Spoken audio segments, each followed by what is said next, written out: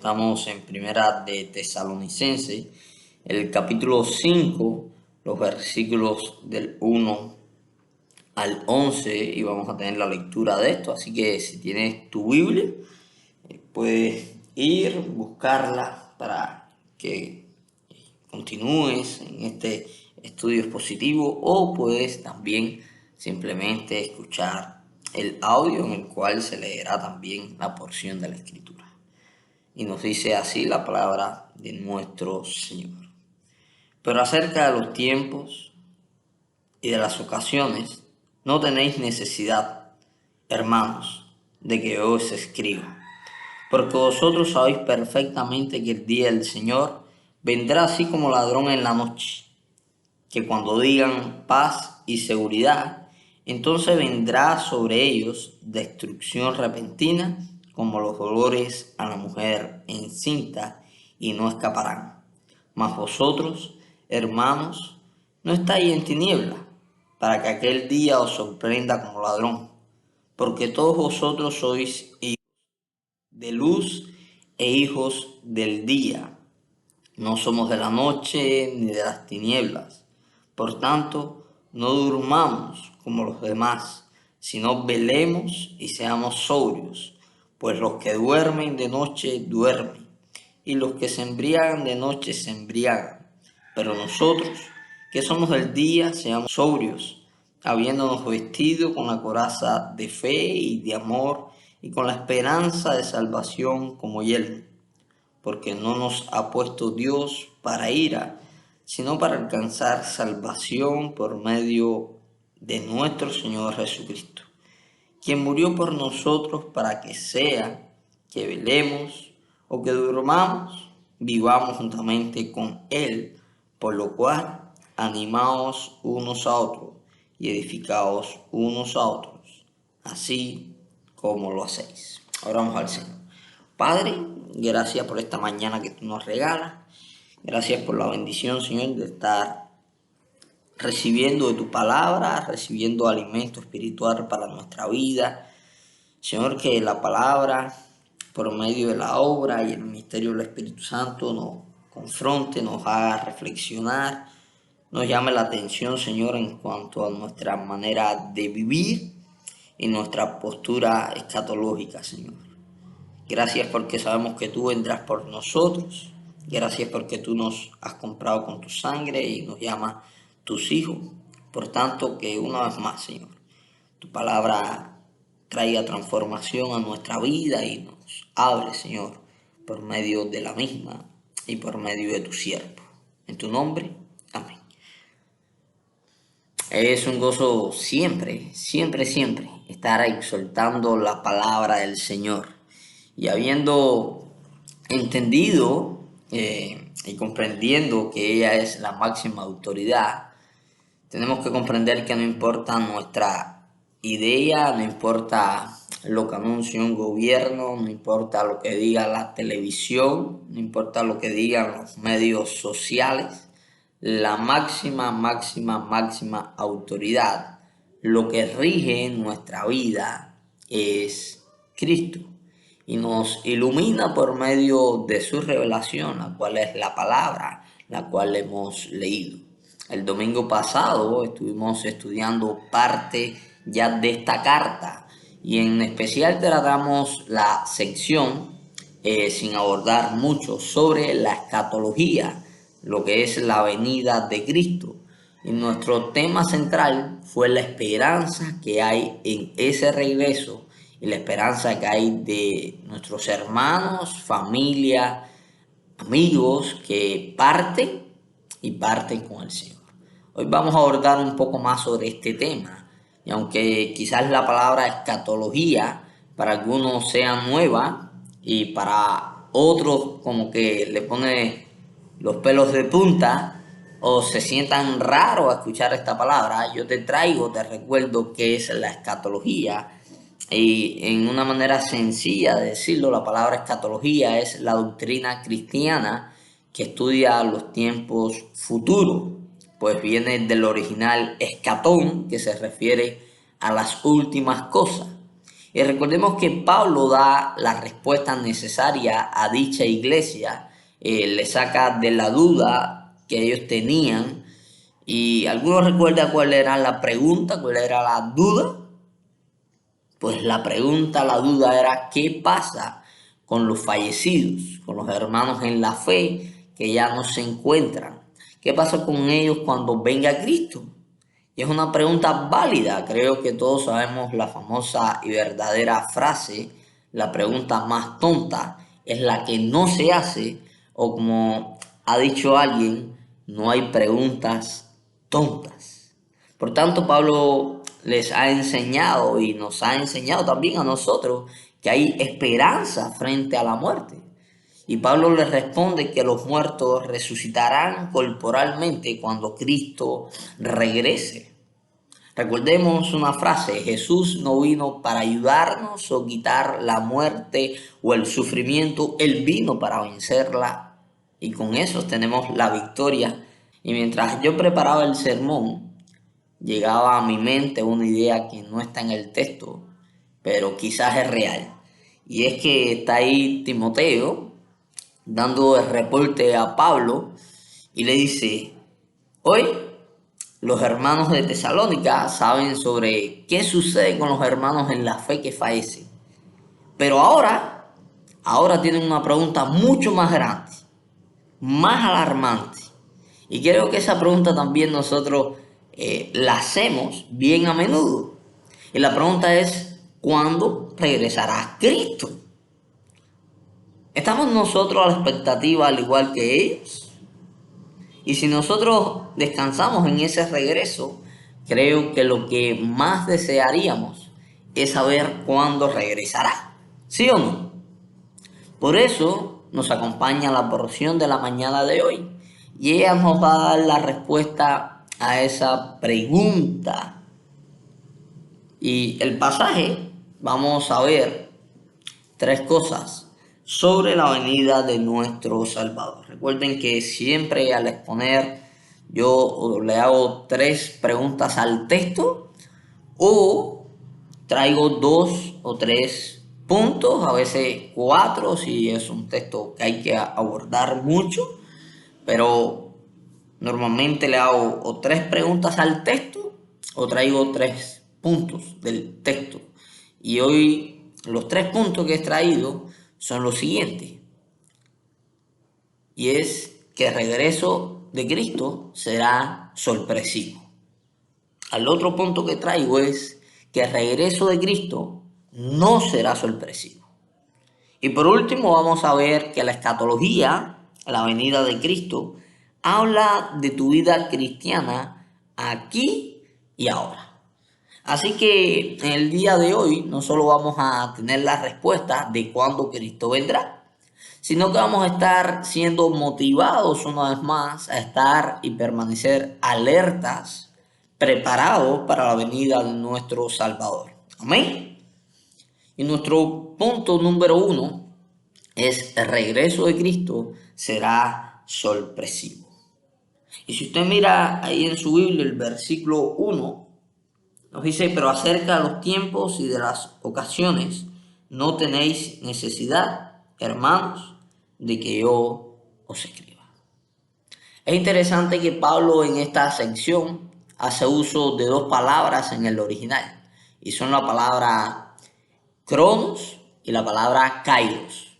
Y de ahí sale nuestra palabra cronología, refiriéndose al tiempo como secuencia.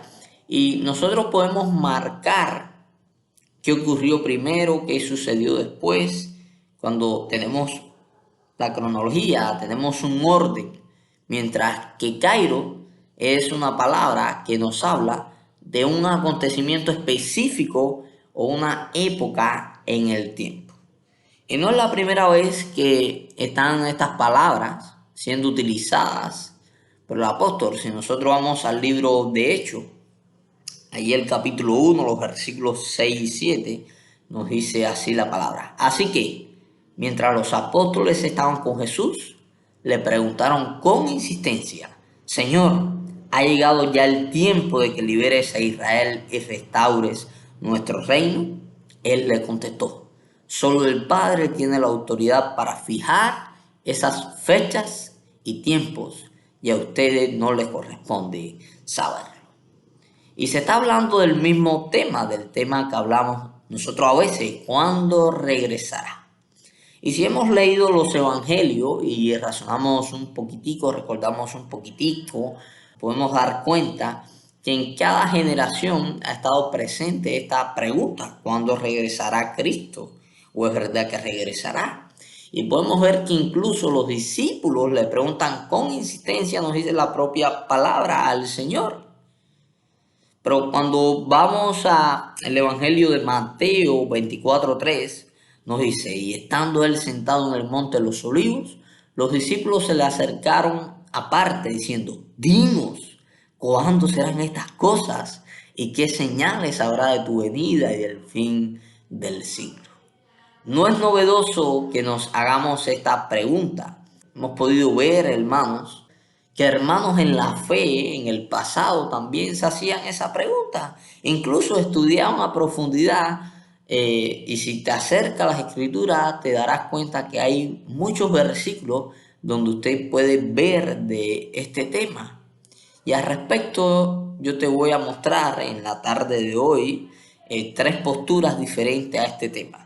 Y quizás ya usted la conozca y solo sería refrescar su mente. Y las tres posturas son amilenialismo, premilenialismo y postmilenialismo. ¿Alguien antes había escuchado de esto? Y no hay que ser muy estudioso para darse cuenta que hay tres posturas y que estas tres posturas están relacionadas con el milenio.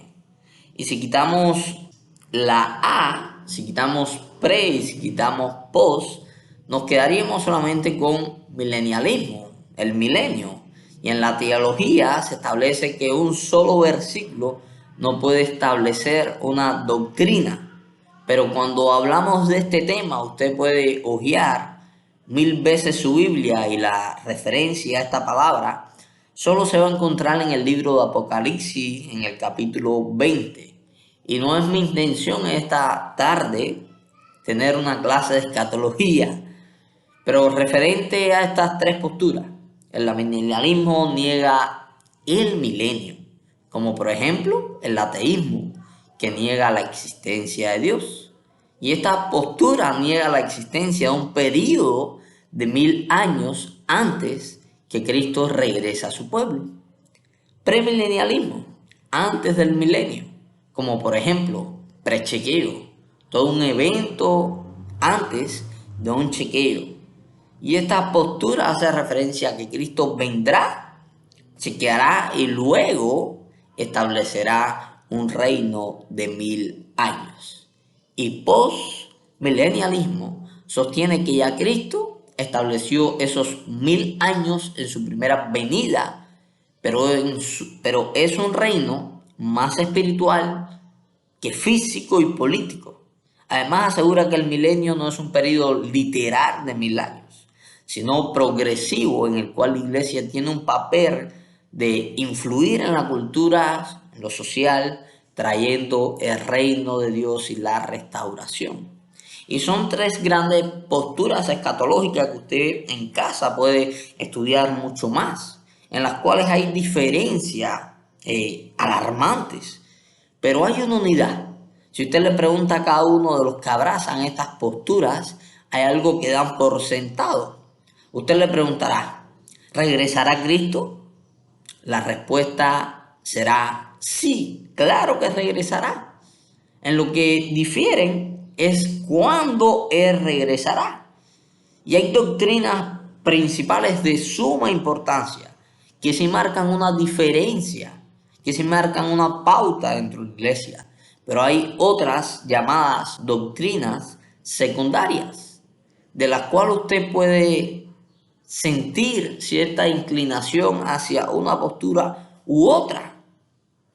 Pero déjame decirte, hermana, que sea cual sea, usted debe ser bien humilde en cuanto a este tema, porque la verdad es que su regreso será sorpresivo, tal y como nos dice el texto. Expresó el pastor R.C. Sproul hablando en cuanto a este tema.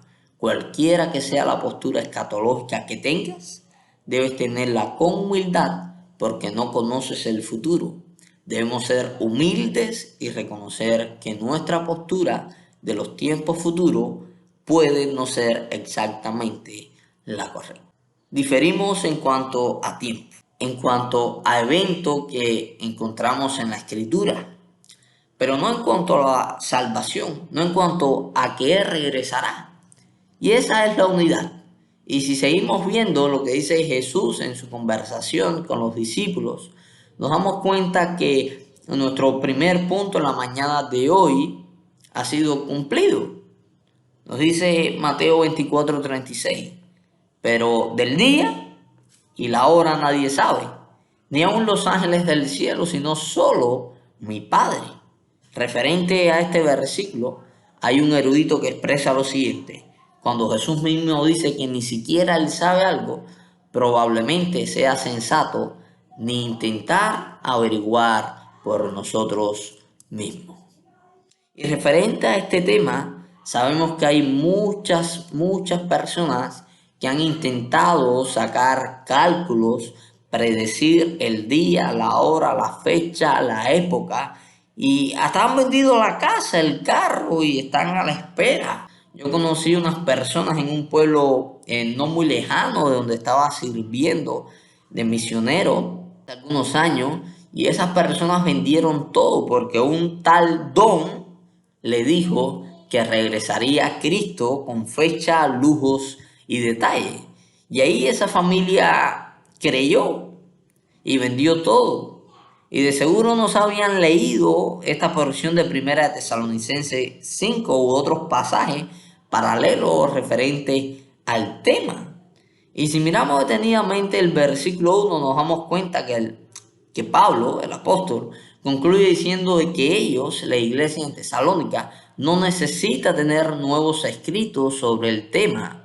Es mi convicción, al igual que la de varios eruditos, que Pablo no está queriendo decir que la escatología no importa, sino que da por sentado de que ya le había hablado al respecto con ellos en su estancia anterior, y ellos tenían el conocimiento básico de que Cristo sí regresaría. Realmente este es un tema de suma importancia en la cristiandad, y como todo tenemos y debemos evitar los extremos, porque los extremos son malos. No podemos volvernos fanáticos escatológicos, que en todo suceso decimos el fin se acerca. Hay personas que usted se pone a hablar con ellas y te dicen que ya Cristo viene. Mira todo lo que está pasando, ya el tiempo se acerca. La pregunta es, ¿cómo usted sabe que ya Cristo viene? ¿Cuándo se lo dijo? ¿Quién se lo reveló? Tampoco debemos vivir una vida separada de la realidad de que Cristo regresará. Son esos dos extremos que, aún siendo cristianos, muchas veces te dicen: muchacho, goza, diviértete, goza de todo placer, de toda clase de pecado, que al final la vida es una y no se sabe cuándo es el final. Lo que muestra una mentalidad muy terrenal, una mentalidad muy temporal, donde no existe la venida de Cristo, donde no existe la restauración. Tampoco debemos vivir una vida separada de la realidad de que Cristo regresará, pero tampoco volvernos fanáticos escatológicos. Por lo tanto, al estudiar el pasaje en la tarde de hoy, nos va a traer una visión que debes evitar ambos extremos. Ni ser un fanático escatológico, ni vivir una vida separada de la realidad escatológica en la cual Cristo regresará. Y el versículo 2, hay dos conceptos súper importantes que nos van a ayudar a comprender esta realidad. Y él nos habla ahí del día del Señor. Nos dice el versículo 2, porque vosotros sabéis perfectamente que el día del Señor vendrá así como ladrón en la noche. Nos habla del día del Señor, del regreso del Señor, del día del juicio.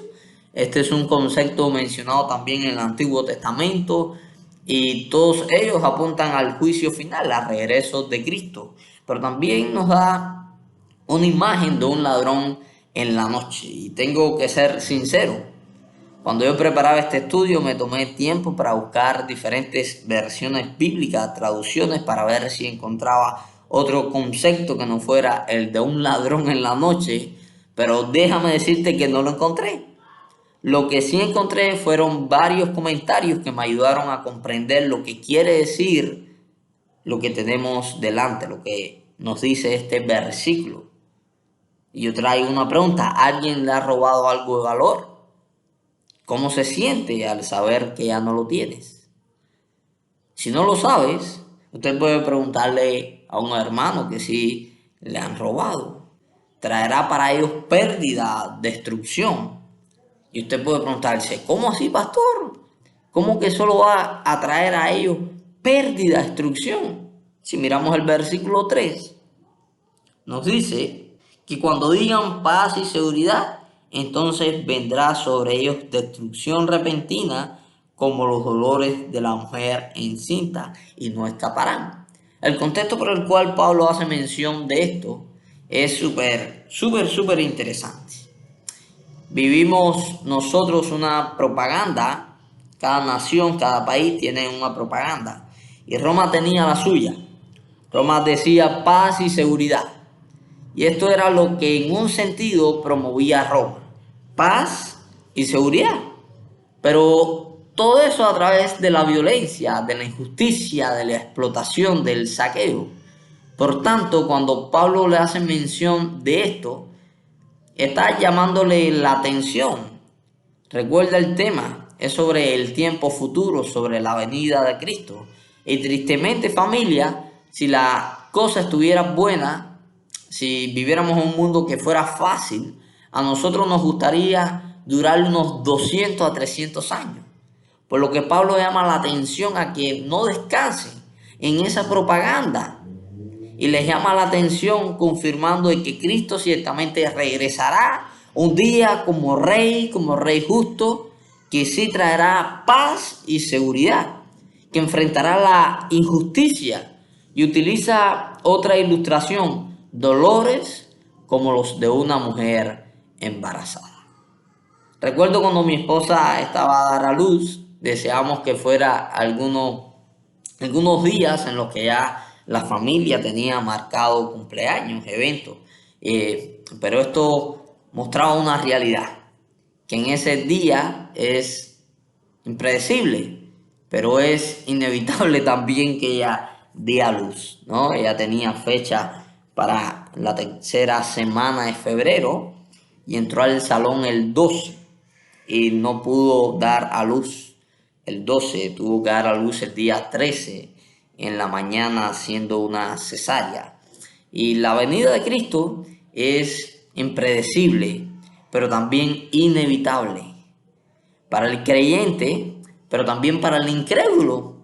El cristiano lo espera con gozo, el incrédulo ni la espera o se enoja. Expresan: déjame gozar, déjame gozar.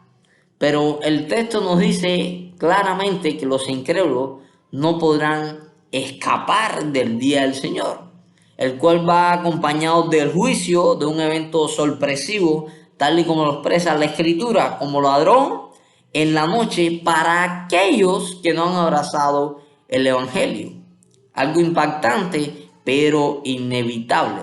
Por tanto, en resumen, hermanos, a la pregunta que nos podemos hacer y que se hicieron los hermanos en Tesalónica, Pablo les responde como también lo hizo Jesús.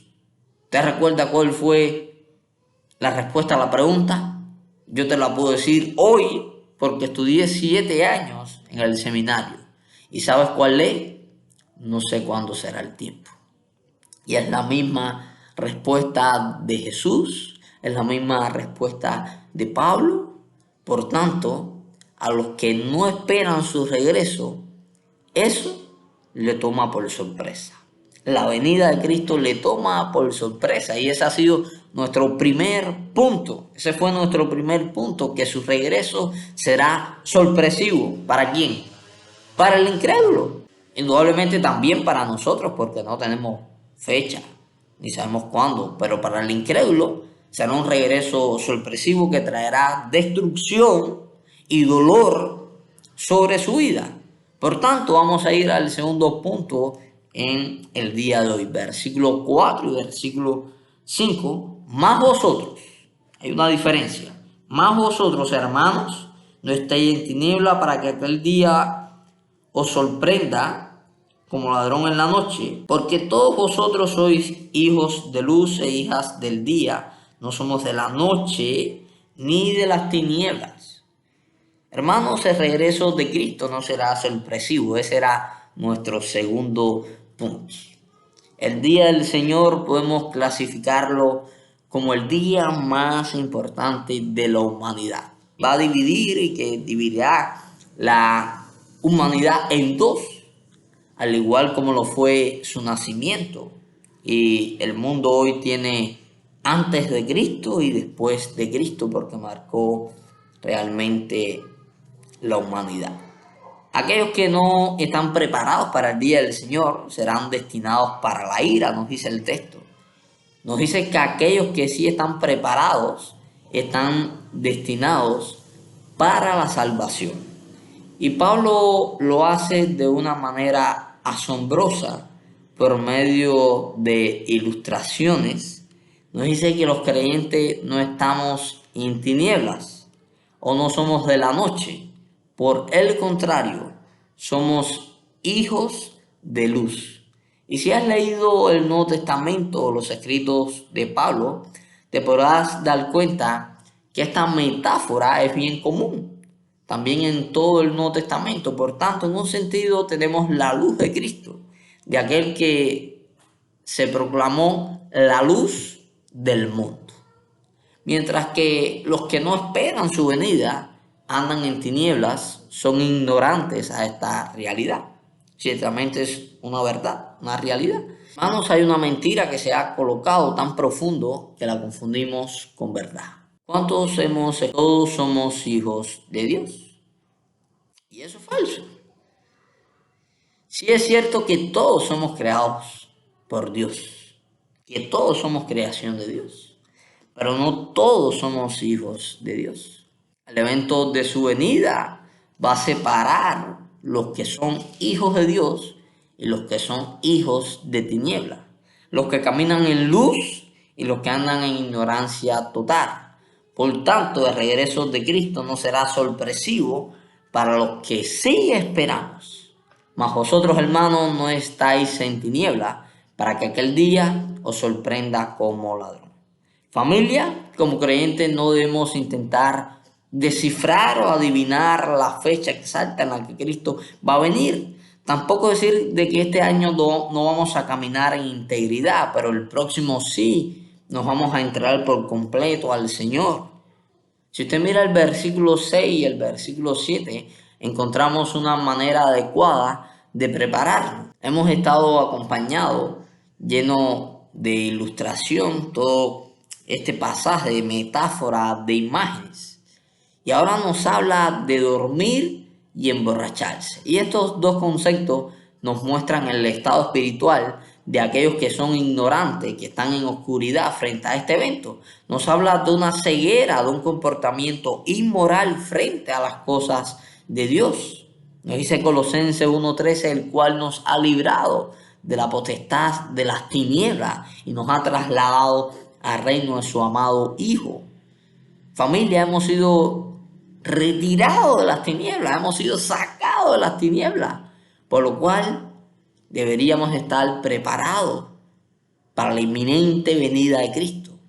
Debemos estar preparados para ese día. Será una sorpresa para los impíos, pero no una sorpresa para los hijos de Dios.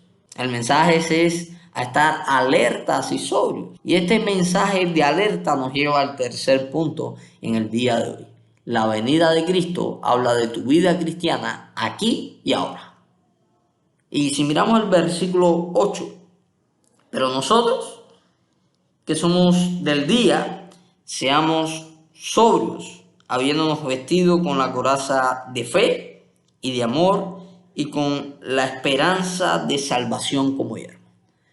Si has leído, mirado detenidamente al versículo 8, te darás cuenta de que nos habla de aquellos que sí somos en Cristo. Somos del día, somos del Señor. Por tanto, siendo del día, nos dice seamos sobrios. Pero ¿cómo ser sobrios? Nos dice poniéndonos la coraza de fe y de amor. A lo largo de esta carta puedes ver que Pablo aborda el tema de la fe, el amor y la esperanza.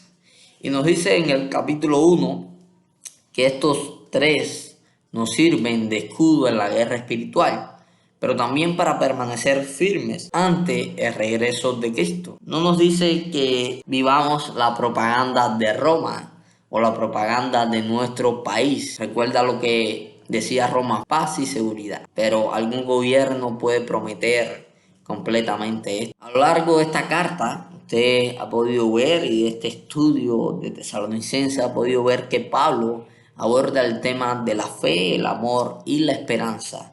Y nos dice en el capítulo 1 que estos tres nos sirven de escudo en la guerra espiritual, pero también para permanecer firmes ante el regreso de Cristo y no aceptar la propaganda de nuestra nación, así como la propaganda para ellos de Roma, paz y seguridad.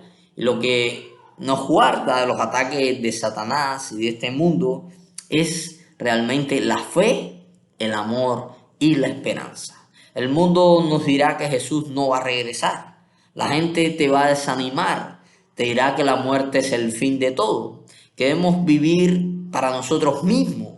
Y ese es el mensaje de este mundo. Por lo que en el día de hoy yo te invito a lo que invitó Pablo a dicha iglesia, a que abraces la fe en el Señor Jesucristo, la esperanza que te da en su venida y el amor por los creyentes y por Dios mismo. Pero no antes queremos cerrar sin ver el versículo 9 y el versículo 10. Y es interesante cómo Pablo cierra esta sección. Él presenta el Evangelio de una manera sencilla, pero profunda. Nos dice que el Evangelio nos libra de la ira de Dios, que los hijos de Dios no estarán destinados para la ira, y que fue en la cruz donde derramó toda su ira, lo que era para usted y la que era para mí, y por eso no estamos destinados para la ira, sino para la gloria en Cristo Jesús. Amén. Por tanto, la venida de Cristo quita el miedo, quita el temor de nuestra vida. Así que nuestro presente y nuestro futuro es la salvación por medio de Cristo. No la ira, no la destrucción, como cantamos a veces, un glorioso intercambio. Y eso lo podemos ver en el versículo 10. Cristo murió para darnos vida. El autor de la vida nos estaba dando la vida por medio de su muerte en la cruz. Y ese es el gran intercambio. Cristo murió para darte vida y no para que te ganes el cielo, sino para que vivas con Cristo, para que vivas con el Rey verdadero. Así que yo espero, hermano, que este estudio te haya motivado a vivir una vida no en los placeres de este mundo, no en los placeres que puede ofrecer una nación. Frente a este tema del regreso de Cristo, no nos debe llenar la duda, el temor. Tenemos que recordar que los eventos futuros para los que están en Cristo son eventos llenos de esperanza, de gracia, pura salvación. Y Pablo da seguridad de que Cristo vendrá. Puedes que caiga en pecado, puedes que te desanime, pero el sacrificio de Cristo te librará de la ira, te ha librado de la ira. Vivamos expectantes y también responsables. Nuestro presente y futuro es la salvación por medio de Cristo. Si no tienes fe en Cristo Jesús, yo te invito a que te acerques a Él, creas que en Él se halla la salvación, corras, huya del juicio venidero, de la ira de Dios, que te unas al pueblo de Cristo para esperar con gozo el regreso de nuestro Salvador y estar con Él para siempre.